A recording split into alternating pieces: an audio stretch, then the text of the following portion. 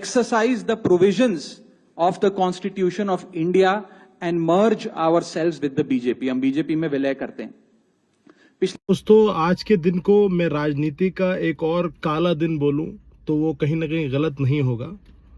हजारों लोगों को धोखा देने के बाद, हजारों लोगों की उम्मीदों को तोड़ने के बाद आज फाइनली राघव चड्ढा ने बीजेपी को सरेंडर कर दिया, आम आदमी पार्टी को छोड़ दिया और साथ साथ अपने कुछ 8 अलग नेताओं को भी अपने साथ वो बीजेपी में ले गए। अभी कुछ दिन पहले जब आम आदमी पार्टी ने राघव चड्ढा को एक पोस्ट से हटाया था तो बहुत सारे लोग उस पर रिएक्ट कर दिए थे, क्योंकि यही हमारी सबसे बड़ी कमी कम्युनिटी में हो रही है कि हम रियल वर्ल्ड को पूरी तरह इग्नोर कर रहे हैं और जो रील्स पे दिखता है हम सिर्फ उसको देख के चमक रहे हैं। उन्हीं में से एक शख्स थे राघव चड्ढा, जिनकी अच्छी अच्छी रील्स देख के हम इतने ज़्यादा उनसे मुतासिर हो गए थे कि भाई हम उनके पूरी तरह फ़ैन हो गए थे और जो वो बोलते थे बस राघव चड्ढा जैसा बनना है, राघव चड्ढा को करना है। लेकिन रियलिटी कुछ और है।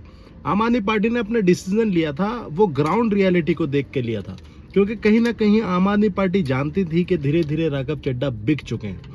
वो लोग हमारे जैसे लोग देख नहीं पा रहे थे। जैसे ही आम आदमी पार्टी ने एक छोटा सा एक्शन राघव चड्ढा के खिलाफ लिया, वो भड़क गए। पहले तो उन्होंने खूब सारे वीडियो बनाए और साथ साथ बहुत सारे उनके चाहने वाले ही भड़क गए। खासतौर पे हमारे कुछ क्रिएटर्स हैं, जैसे कैफ भाई हो गए, उन्होंने तुरंत वीडियो बनाया कि अरे राघव चड्ढा को निकाल दिया और ये हो गया वो हो गया। मेरा एक कमेंट भी उसमें आज तक पड़ा होगा जिसमें मैंने बोला था कि आपको राजनीति का राह नहीं पता। बात यह है कि एकदम से रिएक्ट कर देते हैं हम किसी भी चीज़ को देख के कि यार राघव चड्ढा को कैसे निकाल सकते हैं, कोई गलत कैसे हो सकता है। तो भाई अगर आज मैं बोलूं कि राघव चड्ढा ने जो है ना, ये रियलिटी थी, ये आम आदमी पार्टी जानती थी और बहुत सारे ऐसे लोग जो राजनीति समझते जानते थे कि राघव चड्ढा बहुत पहले से बिके हुए हैं। आम आदमी पार्टी ये मानता हूं कि पूरे हिंदुस्तान की इकलौती ऐसी पार्टी होगी जिसके कई बड़े नेताओं ने एक साथ बिना किसी रीजन जेल काटी। अब वो सब पे उनको क्लीन चिट मिल रही है। संजय सिंह जी जेल रहे, केजरीवाल साहब जेल रहे और इसका इम्पैक्ट इतना बुरा पड़ा कि उन लोगों ने दिल्ली, पूरा पब्लिक ने उनको हरा दिया। लेकिन उस टाइम पे ये भाई साहब अपनी आंखों का इलाज कराने के लिए लंदन गए हुए थे, ठीक है, और इनसे कोई इसका वैलिड रीजन नहीं था। ये तब से ही इन्होंने बात करना छोड़ दिया था, बीजेपी के खिलाफ बोलना छोड़ दिया था, आम आदमी पार्टी के फेवर में बोलना छोड़ दिया था। यहाँ तक कि अभी हाल फिलहाल में जब केजरीवाल बेचारे रिहा हुए तो इन्होंने एक ट्वीट करना नहीं समझा, मतलब मुनासिब नहीं समझा, जिसमें लिखते कि भाई कॉन्ग्रेचुलेशन केजरीवाल को। तो ये कहीं ना कहीं बहुत पहले से सेटल होके चल रहे थे और इसके बहुत बड़े एग्जाम्पल हैं जो ये इश्यूज उठाते थे कि भाई ब्लिंकिट में ऐसा हो रहा है और एयरपोर्ट पे चाय 20 रुपए की। अरे भैया राघव चड्ढा जी, एयरपोर्ट पे 20% लोग भी नहीं जाते होंगे। असली हिंदुस्तान गाँवों में है जिनकी आवाज़ उठाने वाला कोई नहीं है। आप एक ज़माने पहले जब आम आदमी पार्टी के थे तब आप उठाते थे, लेकिन आप पूरी तरह बिक चुके हो। तो इन इश्यूज पे अगर आपको केजरीवाल ने बोलने के लिए बोला तो आप एग्री नहीं कर रहे थे, तो केजरीवाल ने फाइनली आपको रिजाइन करने के लिए बोल दिया उस पोस्ट से और आप जो है भड़क गए और आज आपने अपनी असलियत दिखा दी।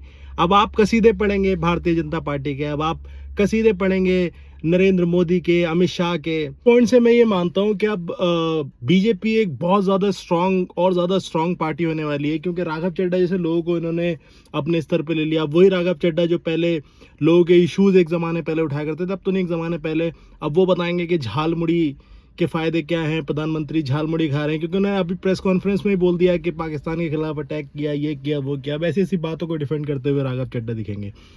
तो कुल मिला के मैं एक बात और कहना चाहता हूँ, जैसे राघव चड्ढा बोल रहे हैं कि आम आदमी पार्टी अपने असूलों से अब हट चुकी है, वो जनता के हित में काम नहीं कर रही है। दोस्त, तो आपकी बात का जवाब मैं देना चाहता हूँ कि अगर वो लोग बिक गए होते तो वो आपकी तरह लंदन घूम रहे होते, जेल नहीं काट रहे होते। उन लोगों ने बिकना ही मंजूर नहीं किया और इसीलिए उनके नेताओं ने जेल काटी। आपकी तरह बिके नहीं वो लोग। तो आपने कुल मिला के ये एक्शन लिया है, इसमें बहुत लोगों के दिल तोड़े, जिसमें से एक मैं हूँ। मैं आज ही आपको अनफॉलो करूँगा और ऐसे ही कुछ चीज़ें होती रहीं, मतलब ऐसे लोगों ने हमारा दिल तोड़ता रहा, वो बिकते रहे। और कहीं ना कहीं बिकने का एक और रीज़न होता है, क्योंकि दुनिया जानती है कि बीजेपी एक बहुत बड़ी वॉशिंग मशीन है। जितने भी कोई करप्टेड लोग हैं वो अपने आप को बचाना चाहते हैं, वो बीजेपी में चले जाते हैं। तो वही कहीं ना कहीं राघव चड्ढा भी करप्ट होंगे किसी न किसी चीज़ में, तो कोई ना कोई तो पॉइंट उनका अमित शाह जी ने पकड़ा ही होगा। इसीलिए उन्होंने कहा कि भाई सरेंडर करना ही बढ़िया है, अपने शादी हो गई है एक्ट्रेस से, बढ़िया अपनी बकाया लाइफ को जिएंगे। और उन्होंने ईजी शॉर्टकट पकड़ के, संघर्ष ना करके ईजी शॉर्टकट पकड़ के बीजेपी ज्वाइन की। तो ये बहुत गलत चीज़ हुई है मेरे हिसाब से तो। और ऐसे कुछ इंसिडेंट्स होने लग गए तो यूथ बहुत ज़्यादा डिमोटिवेट हो जाएगा।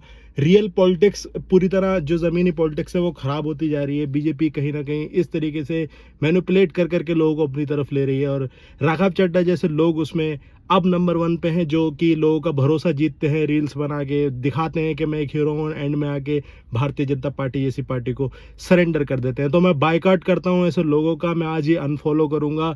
इसीलिए दोस्तों मैं कहना चाहता हूँ कि रियल लाइफ में अपने नेता बनाओ, खुद नेता बनो, ग्राउंड पे लोगों की मदद करो, देखो ग्राउंड रियलिटी क्या है, कैसे ये बीजेपी धीरे धीरे लोगों को ख़त्म कर रही है।